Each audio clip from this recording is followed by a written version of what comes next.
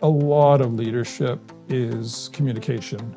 We went from a totally functional Harper government to a totally functional Trudeau government in 16 calendar days. These periods become like funnels, and the physics of a funnel is pressure and heat go up.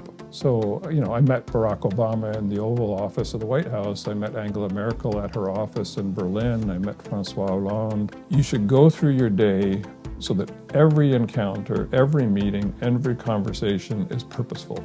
I knew this internet thing was going to be a big deal, and I brought the first internet terminal to Privy Council office in 1994.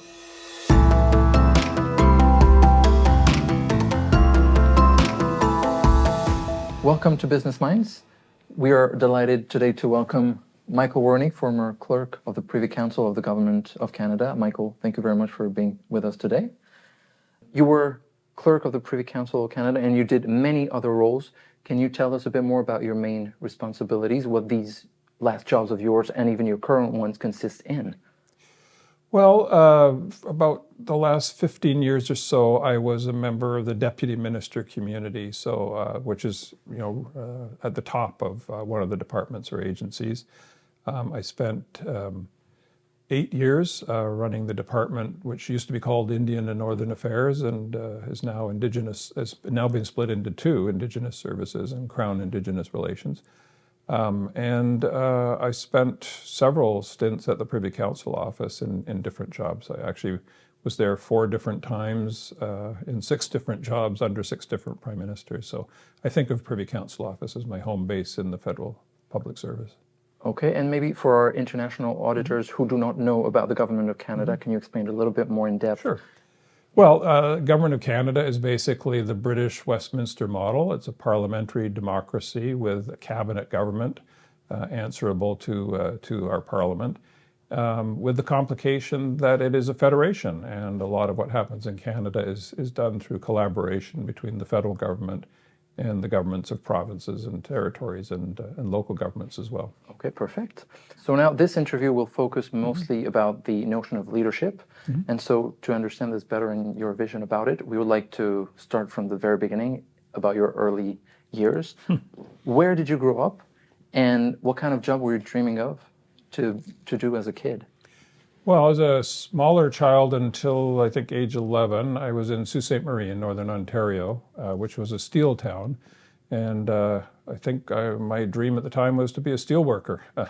Okay. Then we moved to, my father was a teacher, we moved to Southern Ontario, and I grew up in the suburbs of Toronto and then went on to University of Toronto for 6 years before coming up to Ottawa to take a job with the federal government.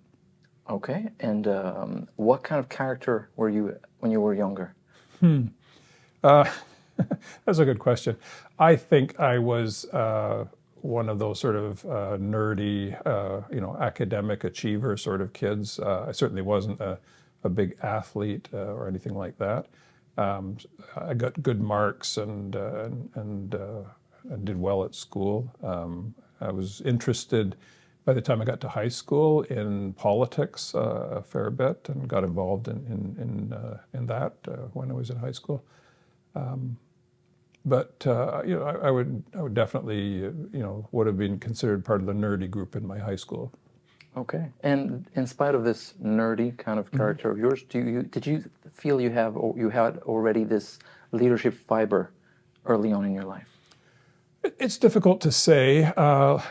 Looking back on it, I often was involved in, what passed for student government. I was often the kid chosen to be the class president in the school parliament, in very early years, and most of the years I was in high school. I was always comfortable with public speaking, and in grade 7, I won the school prize at one of these public speaking competitions. Looking back on it, I never had that classic nervousness about speaking in front of large groups, and I think that turned out to be a very useful trait later on. Okay, pretty impressive. And did this, did it help you envision yourself to become, to hold a leadership position in your career as young as you were at the time?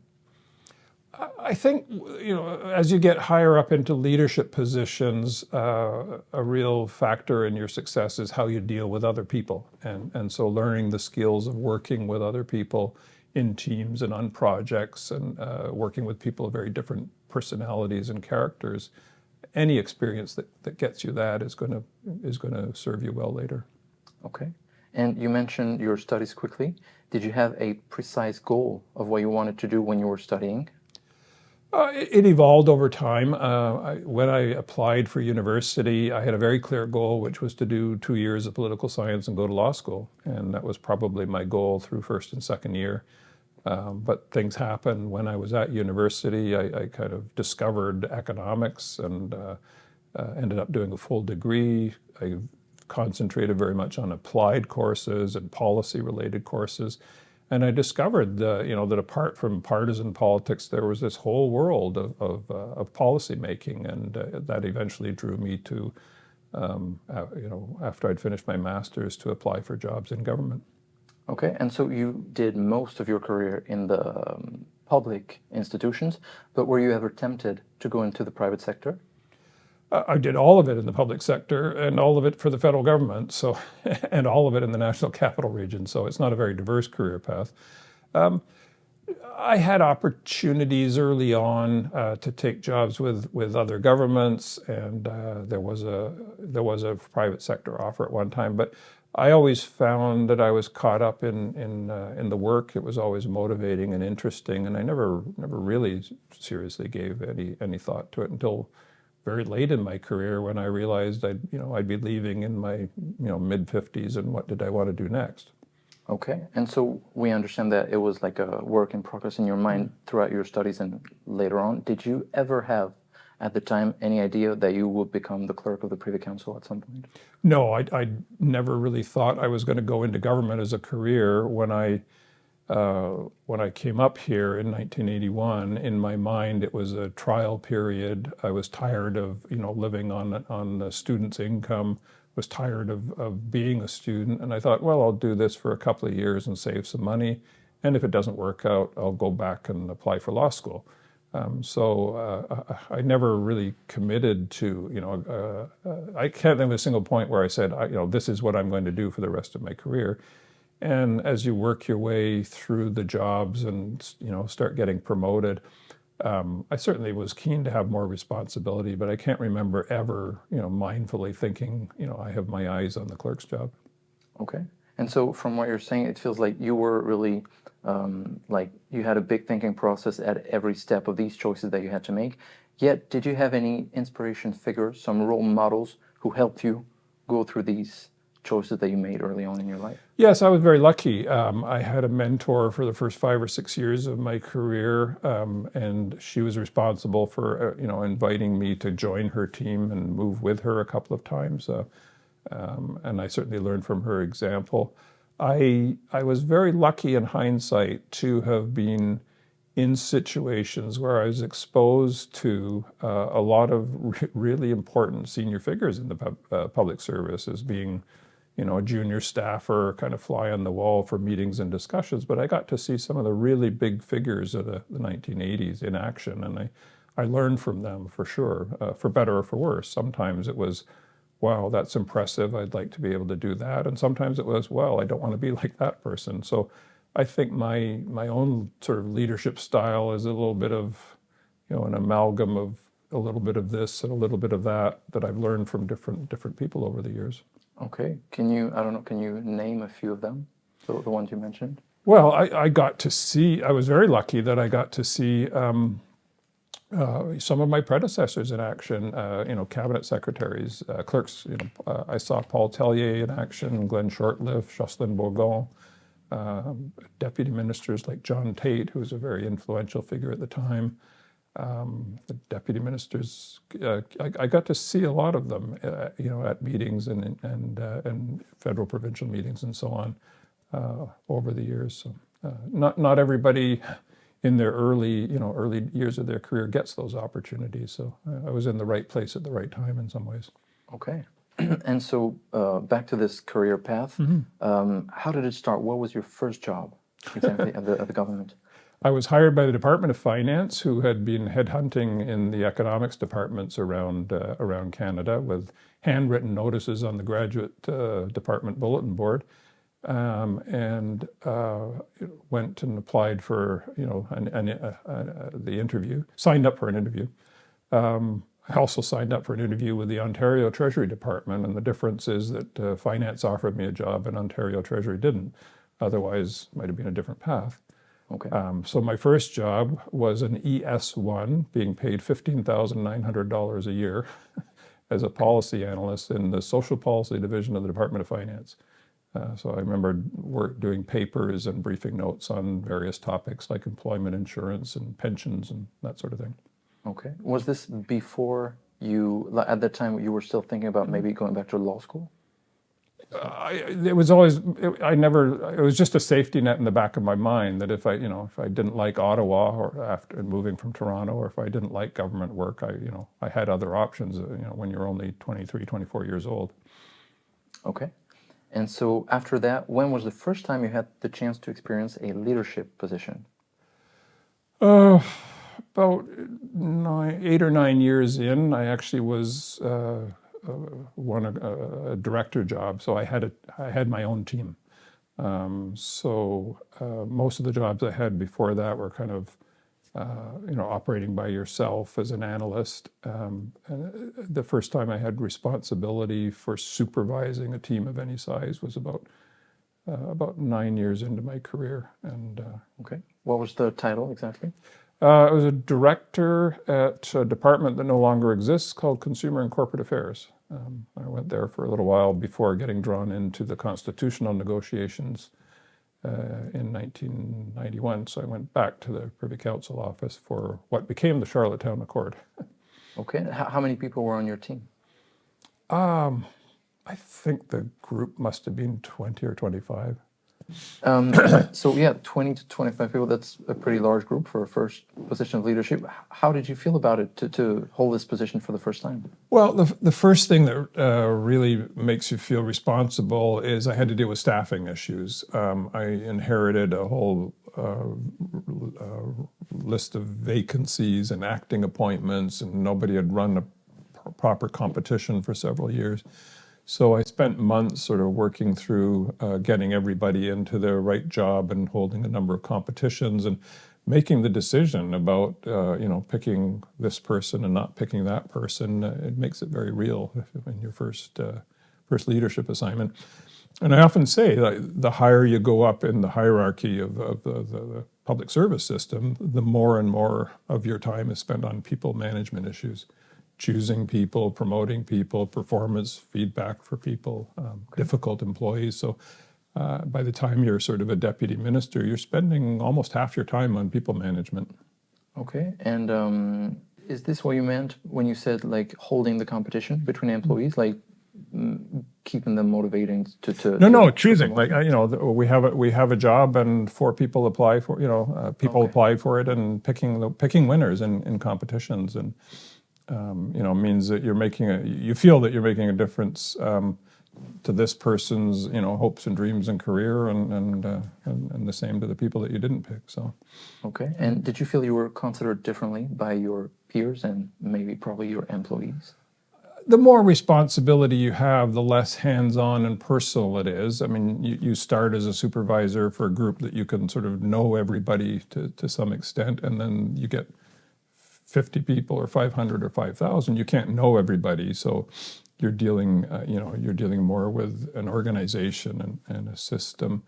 I think that one of the big transitions in middle management is you can be friendly, you can be civil, you can be inclusive, but at the end of the day, for some things, you're their boss, not their buddy. Okay, and so that's a good transition for me because could you please walk us through each step you went through in terms of leadership? Like which were the evolution? You mentioned the middle-sized management and how it went higher. Well, I mean, the public service is very hierarchical. It has 6 or 7 professional layers in each of the occupational groups. About 2% of the public service are executives, which means that they have responsibility and authorities for money and people. There are 5 layers of executive, and then some of those, become one of the 80 or so deputy minister level positions. So I moved up through those, up that ladder over the course of my career, with jobs that had more responsibility, which usually meant either more money or more people or more things to juggle. And the higher up you go, the more the job becomes multitasking. Okay, so as we can expect, would you say that the higher up you go, the more difficult it becomes? Well, you have to let go of trying to be the expert. You can't read everything. You can't see everybody. You can't go everywhere. So time how you use your time becomes extremely important. Trying to add the value that comes with the authority you have. Trying to leave a group or a team in better shape than when you inherited it. And you tend to have more things to do. I often used a juggling metaphor that if you were good at juggling 3 things, then they'd promote you and you'd have to do 10. And if you were good at that, they'd promote you and you'd have to do 20. And so you end up like one of those people running around playing 20 different chess games a move at a time. And were you ever significantly challenged by the teams you had to manage? I don't think I ever had a truly dysfunctional team to manage, but you always run into employees who are underperforming or even toxic with their colleagues. So I definitely experienced difficult personnel cases along the way. Okay, so we'll come back on this a little bit later. Now I'd like to ask you about the vision, the personal reflection you can have on your own career. What are you most proud of in your career to this day? That's a tough question because there's so many small victories along the way, and often in the face of inertia or resistance, and you feel some satisfaction for having solved the problem or moved something forward. I think the 2 things that stand out for me, because it's a really unique place to work, would be the transition between the Harper government and the Trudeau government. Which the Privy Council office is at the heart of those peaceful transitions of power. We went from a totally functional Harper government to a totally functional Trudeau government in 16 calendar days. And there are not many countries can do that. So I was very proud of that accomplishment. That's certainly one that stands out. The other, which I know we'll touch on, is I was very pleased that people that had worked for me and on my team's direct reports then went on to senior leadership positions. And I lost count at some point, but at least 12 or 13 people that had worked for me went on to become deputy ministers. And so I just took some pride in being successful at growing and cultivating other people. Okay, so we talked a little bit about the fact that the inspiration figures that you had, the mentors you had. Do you think you have been a real mentor for some of them? I hope I was an example. I didn't really take on, one-on-one mentoring, that I can remember, with more of a kind of ongoing sort of coaching, encouraging, giving feedback, giving people the room to grow, make their mistakes, and become better. So I think I developed a reputation of being somebody that people could learn from and could develop. So I don't think I had a reputation as a micromanager. Okay, and so we just talked about the most proud moments you had. Now, on the flip side of the coin, what was the biggest crisis you ever had to face, and how did you manage to come through? Well, when you work in government, you're working on things that governments want to do: laws, policies, programs. So I worked really hard on a number of things that didn't happen. So as I mentioned, I worked on the Charlottetown Accord for a couple of years, and people of Canada decided they weren't going to go with it in the referendum in October of 1992. More personally, I spent about 5 years of a lot of time and energy on First Nations education legislation, which turned into Bill C-33, and that was torpedoed, through a variety of political currents in 2014, and that was personally very, very, sort of depressing and kind of demoralizing. Okay, sorry, you said Bill C-33. Can you tell us a bit more about that? Bill C-33 was the Harper government's attempt to bring in national legislation that would deal with education on First Nations reserves, to create school boards and structures and accountability that every other child in Canada benefits from. And we got as far as second reading of the bill before it was torpedoed in the politics of the day. Can you tell us why, since we don't know much about it? What happened for it to... There was a breakdown in the Indigenous support for the bill. It had started with strong support from the Assembly of First Nations, and then they split.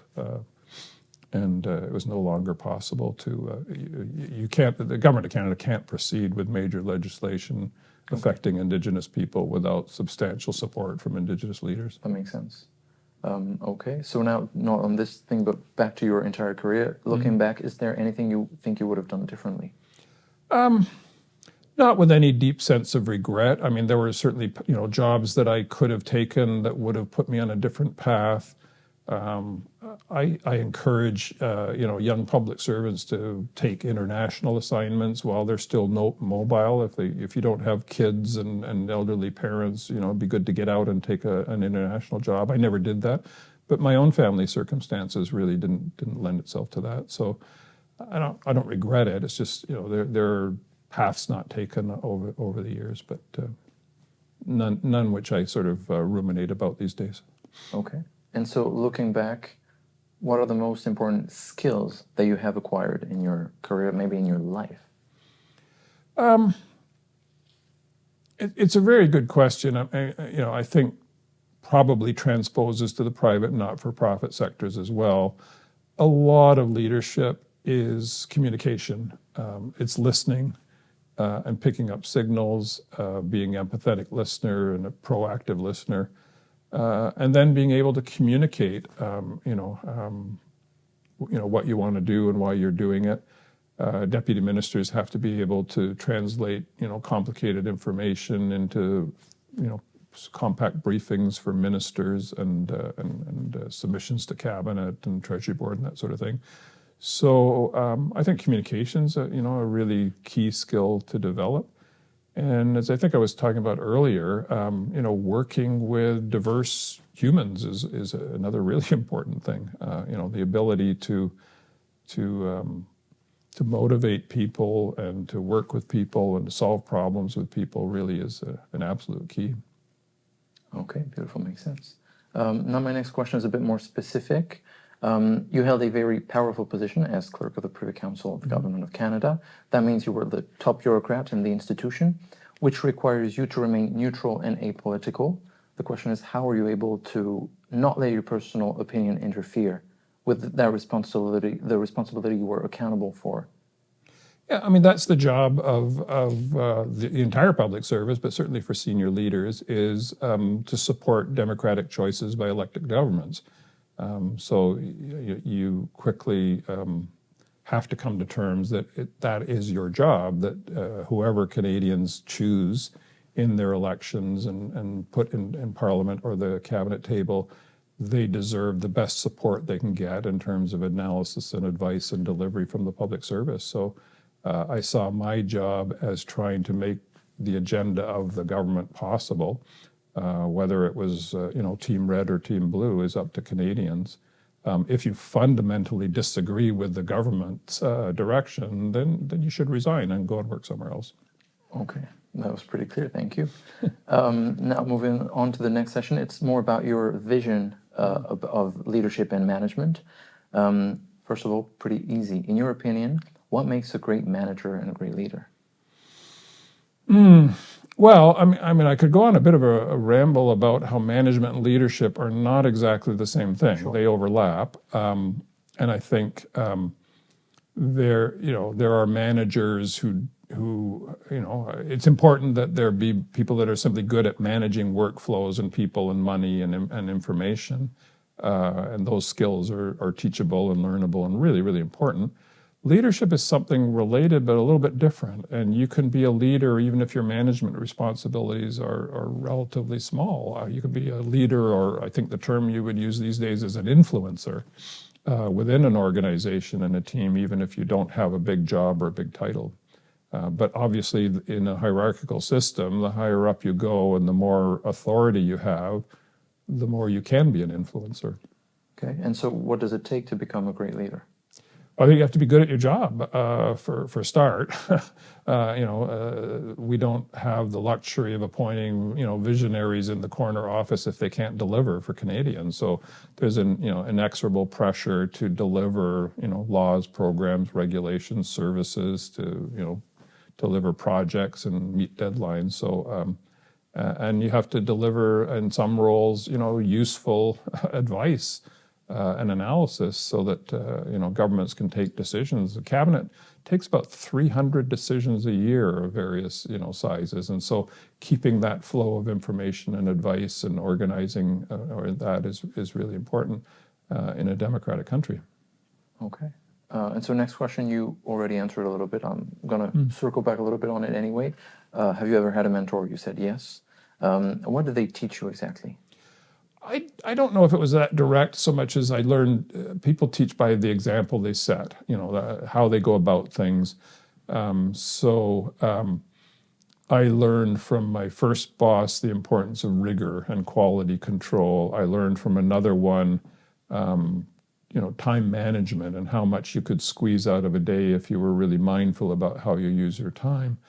I watched another boss with great admiration about how she could think 4 moves ahead on the chessboard and anticipate, the reaction and what was going to happen next. And so I learned a lot about sort of strategic perspectives from her. And then I worked for another boss who was incredibly courageous and candid and stood up to people and gave very blunt advice to ministers. So I think I took a little bit from all of those examples. Okay, excellent. Again, you answered already, but I'm going to ask you again anyway. What is your leadership style? How would you define it? I actually did one of those diagnostic tests years ago, so I forget what the letter code for that was. But I think I tried with some success to find a balance between being very rigorous and clear. I made a good career out of lists and calendars and getting things done, tempered with a kind of a work atmosphere, which I think people found inclusive and fun. I made very good use, I think, of humor and a light touch at times to break the tension and take the stress out of organizations or situations. Do you have any moments that you would recollect? I think, you run into surge periods in most jobs where you've got a really tough, you have a deadline to meet or an event to deliver, a negotiation to close. And these periods become like funnels. And the physics of a funnel is pressure and heat go up. It's a metaphor I remember from many years ago. And it's really... people are stress tested not in times when it's easy and resources are growing. They're stress tested at times of cutbacks or resistance or difficulty. And that's when you see the go-to, behaviors of leaders. Okay. And do you believe anyone could be a leader or a good leader? I think leadership is there, in all kinds of contexts. It might be your community association or as a hockey coach or, within your workplace. You can be a leader, and an influencer, even if your actual responsibilities are relatively narrow. And I think you can grow that and you can grow your capacity to lead larger and more complex tasks over time. Not everybody has it. There's something in there which has to do with character and personality and your willingness to take risks and to be proactive. So what we are often looking for in selection processes is a certain drive and energy, which is very difficult to measure in assessment tests. So. Okay, yeah, makes sense. Could you define success in the context of leadership?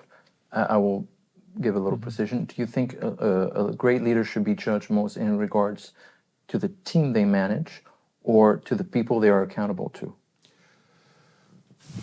I would add to that, I think great leaders in the public sector and the private sector generate other leaders. So the big figures of the private sector generated other people who went off and formed their own companies and became successful on their own. And in the public sector, that's true as well. I think great leaders, leave a legacy of other people who can carry on and take up leadership positions. To use another metaphor, you don't want to be that scene in the Star Wars movie where if you take out the central brain, all of the drones collapse and nobody knows what to do anymore. You want to leave teams and organizations that are they're better off, and nobody is irreplaceable. Wow, nice. So now I'm going to read in the Public Service of Canada's website the key leadership competency profile. I'm going to read it out loud. So it says for leaders, they have to create vision and strategy, mobilize people, uphold integrity and respect, collaborate with partners and stakeholders, promote innovation and guide change, and finally achieve results. Do you subscribe to that? And would you add anything to it?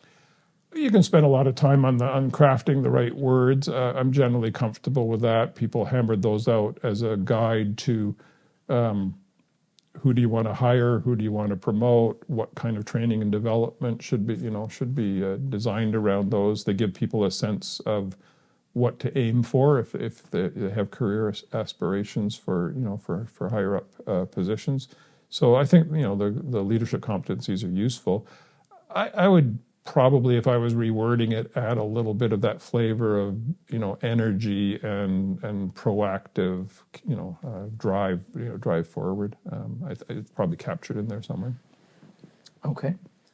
And next question, it's a bit of a bonus one. We hear a lot that the notion of creativity is linked to the notion of leadership, that both are entangled and need each other to. I mean, leadership needs creativity to go forward. Do you believe that it's still paramount to use this creativity in an era where we are information bombed all the time and creativity is a bit killed by it? Does that make sense? I'm not sure.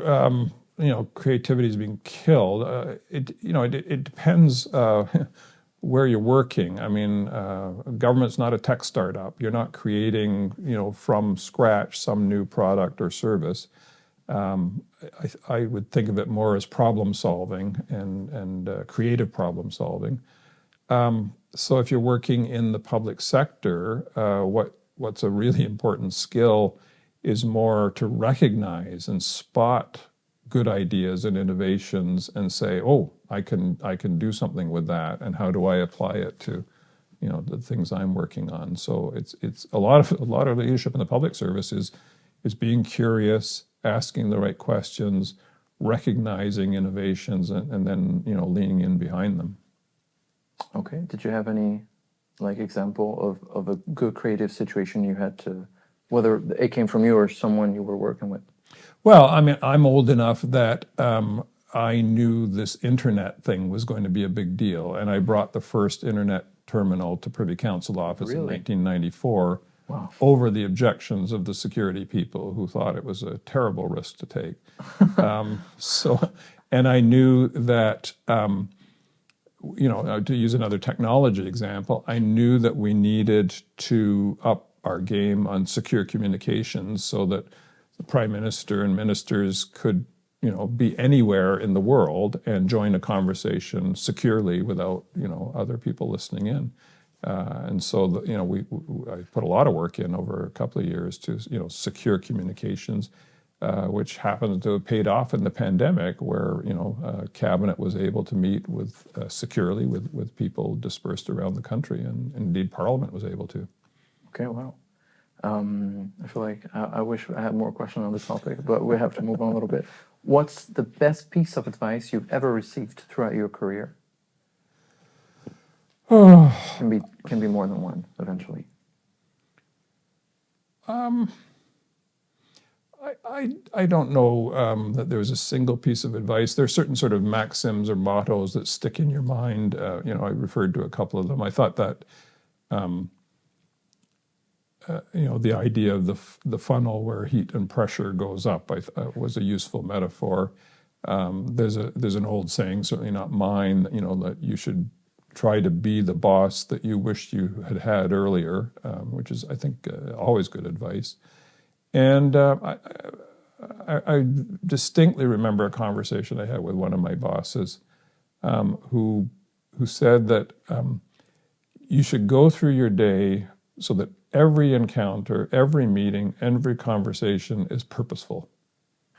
And he had an exercise of taking a breath and thinking for a minute before starting any meeting. What is the purpose of this meeting?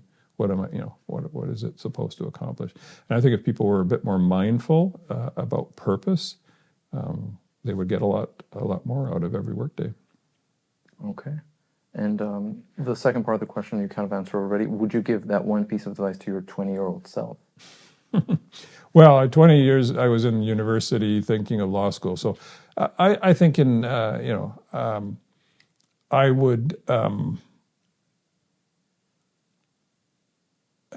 the advice I give to young public servants is don't get stressed out about your career path and whether you're going to reach a certain, level of the ladder by age 30 or age 40. But be curious and learn and follow interesting people and interesting work, and it'll take care largely of it. And that's more or less the story of my career. So, okay.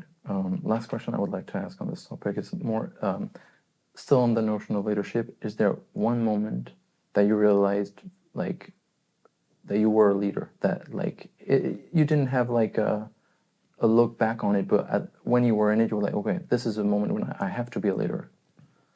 There are a few that come up. I think, the stressful times in managing or downsizing and cutback times. We got the news in 2012 that we were losing 10% of our budget, and clearly this was going to ripple off into hundreds of layoffs in the department, which it did. And you realize that you have to step in and manage this in a way where you meet the numbers and the targets, but you do it with as much compassion and as much flexibility for people as possible. Okay. We're slowly getting to the ending of the interview. What do you have left to accomplish after this nearly 40 years of career? I left government 4 years ago at the age of 62, and I'm done with government. And I have no itch to go back. What I'm spending my time on now is trying to take what I did learn and pay it forward in my consulting work and in my work at the University of Ottawa. I think I know a fair bit about how to support ministers, so I wrote a book about it. And I know a fair bit about public sector management, so I'm trying to pay that forward through the university. Can you elaborate a bit more on this? The consulting part that you're doing now? Well, I do very small projects, from time to time, helping an organization. Largely, the big operational organizations aren't very good at telling their story, their strategy or their communication. So I've done a couple of small projects helping people articulate a strategic plan, but it's... You mean to communicate them to their teams or just to articulate them for themselves? I think public sector organizations really only enter political or public attention when something breaks or there's a problem. I mean, there's a selection bias in journalism, which is totally understandable. You'll hear about the passport office because something broke, but you won't hear about all the other services that that worked properly and or even continued to improve. So there are a lot of organizations out there in the federal government that do amazing things and have great stories to tell. And sometimes it's hard to get the story across. Sometimes they're not really good at the skill set of communicating those stories. So. Okay. And so another bonus question. If you could have a private meeting with one person, dead or alive, who would it be? Oh, that's a tough question. That's a classic, isn't it? I was always interested in politics, and I'm an avid consumer of biographies of of people. So among the living, I'd love to have more time to talk to Barack Obama or Angela Merkel. It would be fun to talk to Winston Churchill or Abraham Lincoln and people like that. But I must say, the encounters that kind of give you a buzz are usually with sort of, major cultural or sports figures. You run into Ken Dryden or Frank Mahovlich. It's a big deal. So, I think my answer might be Mick Jagger or some baby boomer music figure. But Okay, pretty cool. And so you mentioned Barack Obama and Angela Merkel. Did you ever encounter, did you ever get to meet international leaders like that? Yeah, no, I mean, one of the great parts about being in the clerk's job is that you get invited for some trips and visits and tours. So I met Barack Obama in the Oval Office of the White House. I met Angela Merkel at her office in Berlin. I met François Hollande at a luncheon. But these are short meetings and handshakes and greetings, and you're really there with your boss. I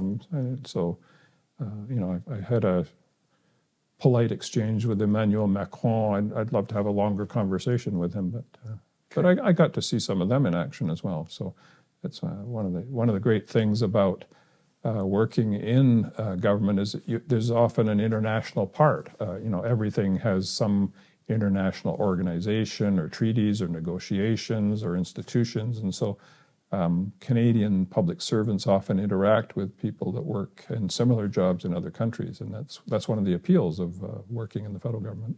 Did you learn anything special, like being in close contact with such leaders, or was it too short? I thought it was more interesting just to see how, two very busy world leaders with their own problems and their own agendas make use of a 2-hour lunch. And I write about that in my book a little bit. So, okay, well, we might go check it out. We're getting to the end of the interview. Is there anything that I forgot? No? Then what can we wish you for the future? I think the most important thing is health and healthy family. Everybody that you talk to or are dealing with has, partners, children, and elderly parents. And that is often one of the things that adds the most stress and difficulty to the jobs they have. I worked with people who left their senior leadership jobs because they were the sole caregiver of their mother in another city, or they had children that were experiencing difficulties. So it's important to think about all of our leaders as human beings with families, who live in communities. So. Okay. Wise words to remember. Well, Michael, thank you so very much for being with us. It was Michael Wernick on Business Minds. Thank you.